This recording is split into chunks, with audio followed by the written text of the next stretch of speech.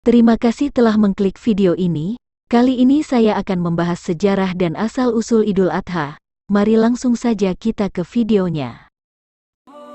Umat Islam akan merayakan Idul Adha setiap tanggal 10 Zulhijjah. Hal ini diwujudkan dengan penyembelihan hewan kurban setelah salat hari raya. Penyembelihan hewan kurban ini diterangkan dalam sebuah riwayat Imam Bukhari. Rasulullah SAW bersabda, "Barang siapa menyembelih hewan kurban sebelum salat Idul Adha, maka sesungguhnya ia menyembelih untuk dirinya sendiri. Dan barang siapa menyembelih kurban sesudah salat Idul Adha, dan 2 khutbahnya, sesungguhnya ia telah menyempurnakan ibadahnya, dan ia telah menjalani aturan Islam." Selain itu, hewan kurban juga dapat disembelih pada hari tasyrik, yaitu tanggal 11, 12, dan 13 Zulhijjah. Rasulullah SAW bersabda, "Semua hari tasyrik adalah waktu menyembelih kurban, hari Ahmad." Sejarah Idul Adha berawal dari kisah Nabi Ibrahim dan putranya. Sejarah Idul Adha bermula dari kisah pengorbanan Nabi Ibrahim AS yang menjalankan perintah Allah SWT untuk menyembelih putranya, Ismail AS. Hal ini bersandar pada suatu kisah yang terdapat dalam Al-Quran. Ayat yang menerangkan tentang hal ini adalah firman-Nya dalam surah As-Saffat ayat 102. Artinya, ketika anak itu sampai pada umur ia sanggup bekerja bersamanya, ia Ibrahim berkata, "Wahai anakku, sesungguhnya aku bermimpi bahwa aku menyembelihmu.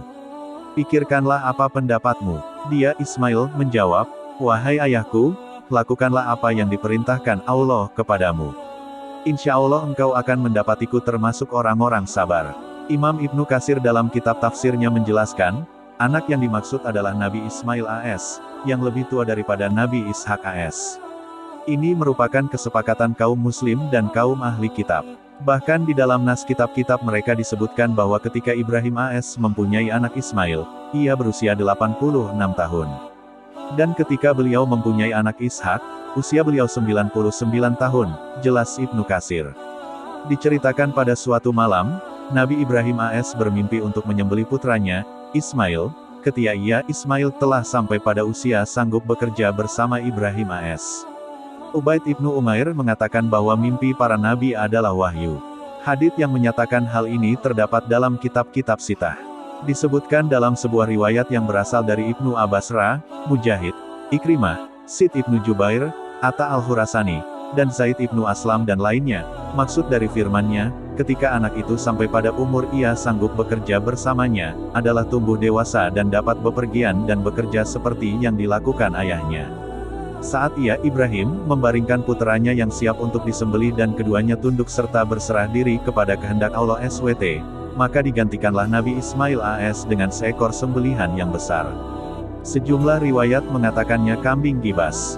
Allah SWT berfirman, tatkala keduanya telah berserah diri dan Ibrahim membaringkan anaknya atas pelipisnya, nyatalah kesabaran keduanya. Dan kami panggillah dia, "Hai Ibrahim, sesungguhnya kamu telah membenarkan mimpi itu, sesungguhnya demikianlah kami memberi balasan kepada orang-orang yang berbuat baik. Sesungguhnya ini benar-benar suatu ujian yang nyata. Dan kami tebus anak itu dengan seekor sembelihan yang besar. Kami abadikan untuk Ibrahim itu, ujian yang baik, di kalangan orang-orang yang datang kemudian, yaitu, kesejahteraan dilimpahkan atas Ibrahim."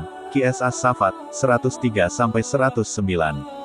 Menurut Ibnu Abbas, sembelihan sebagaimana diceritakan dalam ayat di atas merupakan kurban yang pertama dalam Islam.